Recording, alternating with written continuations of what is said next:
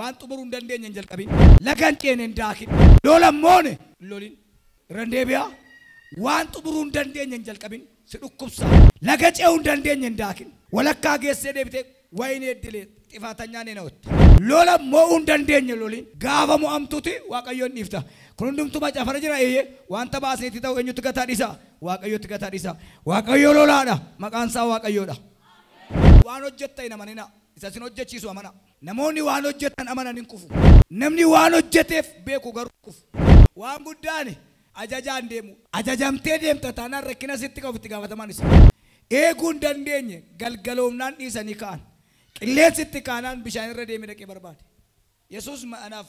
makiinaas naan laannee manas naan laannee kan akkuma biyyaan godhadhiyan maaliif akka jettee daffartan naa jettan ofiisaati iyyuu ani manan qabu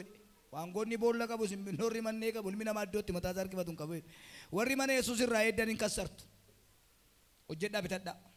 wayyaa immoo tokkittii qaba wayyaan isaa tokkittiidha warra fanniseetu furateedha macaan hidhaatti buufataniidha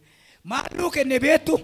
wayyo ishee wayyaa malee jiraattu baay'ee huddii kan taate nafsee isaa kennee nafsee keenya nuu laate aga gammadde nafseen kee isaan oolee nama si bukkeeti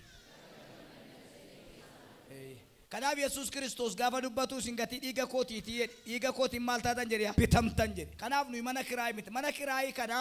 girgiddaa isaa qalamii dibuu dandeenya malee diiguu hin dandeenyu warqeen gatiinsa baay'ee huddiidha warqee huddii kan godhe malkii keenya miti baay'ina Oromoo miti abidda isa dhiirri baqate lixee ba'e isa jalqabdeetti deemin sodaatin Yesuus dhufaa jira